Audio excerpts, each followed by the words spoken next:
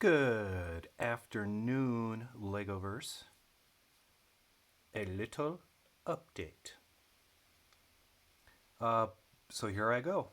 I'm going to try to see if this thing can swoosh. I've been reinforcing pretty much everything. Everything around the central core. The way you do this is you lift it up and you hear something pop and you stop and you see what popped. You get in there, you address it, you lift it up, it pops, and then also I'll do the touch technique.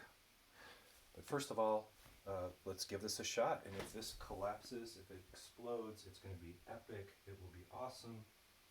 Let me walk around and find the front of this. I put a little marker down. Oh, this is the front. This is the front. I set this down incorrectly.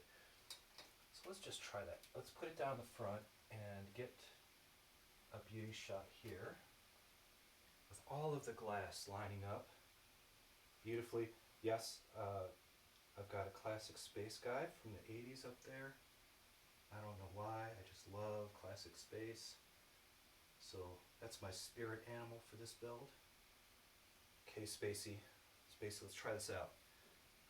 Yeah, so I'm just gonna do a standard lift, figure out the weight, lift with your legs. Oh, it's heavy. Oh man, yeah, that's like 20 pounds. I'll have to weigh this thing. I'm not hearing anything. I hear creaks, but that's Technic. Yeah.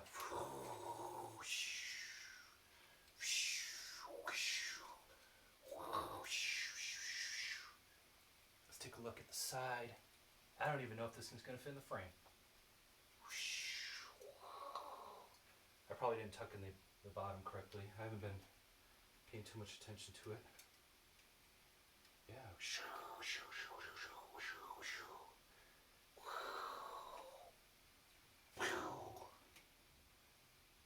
Great. So the reason I do that, I always want it to fall down at home. I don't want it to fall down at a convention or when there's a bad time. And the second reason is, yeah, I'm breathing hard. That was heavy. So the other reason is, this is just the top of a spaceship, okay? The real one goes way beyond the ceiling. It's 7.5 feet tall. And that was just when the top used to be this. So now, I've added that much, half my leg to the build. And that means if you have kids, if you have children, they're not going to be able to see any of this great stuff if it's standing really tall. So the answer is set it down on a base, put it horizontally. And what I'd really like to do, so what's in my head right now is, I've never tried to lift from this side either. This thing might come crashing down, which would really suck. Well, it's already wanting to twist. No, it's not. It's just, if I don't do it from the center of gravity, it's really weird. So if I could build a stand, right, and have it sitting at sort of like this angle, then it'll still have some height to it because there's engines and everything. It'll probably wind up being this high, at least this high, but people would be able to walk along the length of it and be able to really see what's going on. Yeah, so that's the idea. That's what's in my mind. Now, building a structure like that, of course, I'd want it to be Lego. Yes, I make my bases out of red, so it'd be a lot of red Technic, but I'm trying not to get too far ahead of myself. If I have to, I'm pretty good at woodworking. I can definitely build a structure and slam something out really quick out of lumber and have it there and paint it up nice to get out of the way. But yeah, brick built, get it on a stand ultimately. But this is the top part, and I'm going to take you through today some of these techniques. So you can stop the video if you don't care about this stuff, if you're not interested, if you're not really into Technic, I get it. That was more of a highlight reel, a highlight of what's going on this week. But now that we're here, what was going on? What did you do? Yeah, what did I do? So vertical columns going through this thing all the way up. All the way up, tons of them, triangulated. The top is now secure. As you can tell, it's really locked in. And when I was lifting it, a lot of it really does depend on this ring. And it was trying to split and pop. So if pins are facing the opposite way, like that black one right there, of course it's gonna split. So to sandwich it together, I can't show it really well, but inside here, I've triple reinforced it. I've put a pin connector in. Let's do this. Yeah, awesome, awesome. So 90-degree Technic connector, vertical strut, pin connector, and it runs through to the bottom, and on the mirror image side of the ring is the same connection. So it is sandwiched in. So if it tries to pull apart, it can't. And I ran it all the way around. Getting in there, it was very much like not the Lego ship in a bottle, but a real ship in a bottle. Taking some of the plates off, or taking some of the windscreens off, reaching in and doing a lot of this type of work, you know, which really sucked. But getting that down, I could feel it binding together. I could do this. So you can see it shakes. But it's shaking as one piece against these arms. And when I did that, the arms, of course, was just kind of put together. And it would sit there and continue to wobble back and forth and back and forth. So the higher the frequency of it wobbling and the shorter the time it takes to actually stabilize, gives you a good test of how strong something is. And given the fact that this is things like 20 plus pounds minimum,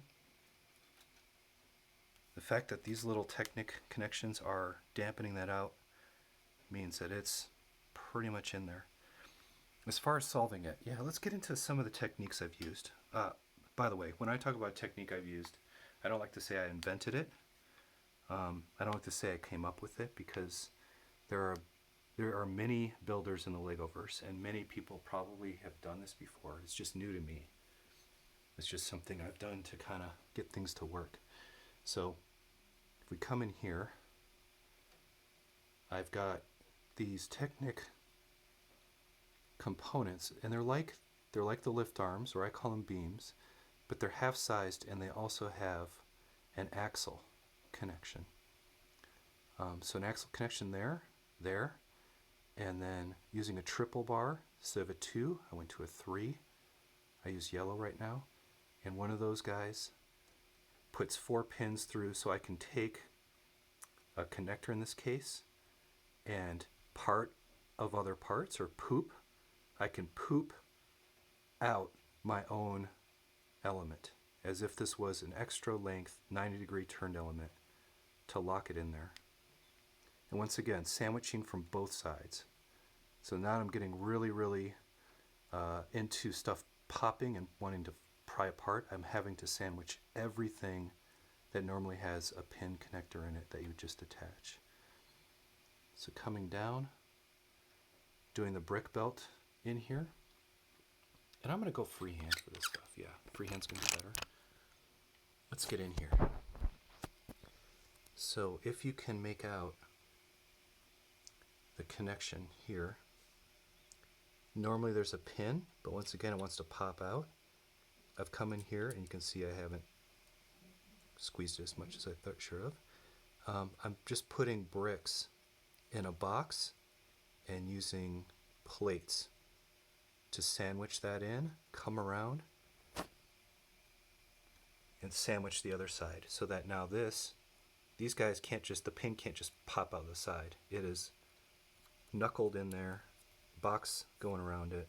It's an odd number, so you have to use a 3 and a 2. Always overlap. Always be overlapping your stuff. That's basic 101 Lego strength. Same thing here. I don't have it going around the reverse side because there's no room. No room to go through. But where I can, if I'm using these guys now, and by the way, you can see a transition to gray. I ran out of red. I am using so many pieces. I'm almost out of blue pins too. I'm going to have to order maybe 1,000, 1,500 more. And then same thing down here. And there you can see a sandwich lock once again, but I'm coming off, doing a branch. And a secondary topic, another topic is I talked about brick bending before, where this angle, this thing is bowed. So it has a natural spring where it wants to push outwards. And there's some bowed pieces, and as it locks in, because this is springing and there's tension, by the way, that's illegal. You can't stress elements when you're doing a legal belt. But here I'm using that to my advantage to have everything have a forced tension. It takes all the play out of what Technic normally has, which is it has a little bit of wiggle room, but not when you do that. All of a sudden it's going to lock in place, it's going to grip. Oh, look at that. Look what I did. I think I popped a piece when I was swooshing. Look at that. Yeah, I'm definitely going to have to sandwich. And look at that, the other side popped. I'm going to have to sandwich this now once I get to the body part. This is going to be the beginning of the body. So modularize, I'm going to try to take all this off and work on the body, but first I have to sandwich that down. It's a good lesson there. But another brick bend is, if you notice, if we line this up, this is at a slight angle, but this one is not 90 degrees. So I don't know if you can see that, but there is some serious warpage. Look at that. Look at that spar. Bending it out of place and coming off. So, and it's twisting and bending. And yeah, this stuff's not clamping down perfectly because of that. It's twisting. But people don't think Technic's very forgiving, but it's very forgiving, I guess, if you have strong enough hands and you force it into place and get that pin in. So now, once again, this thing's flexing and bowing. So trying to pull this arm away from the body while at the same time being forcibly connected in to this egg structure. And what's kind of wild here too, if you notice, you know, the center where you need the most amount of strength, I have really large triangulation going on to reinforce. And then as the weight is supported, I have less and less need to triangulate until there's none at the bottom. And the same thing here. You know, a small triangulation versus a really large one that comes out pretty far. And then as it comes back in the body, to keep it from twisting or going side to side, there you go.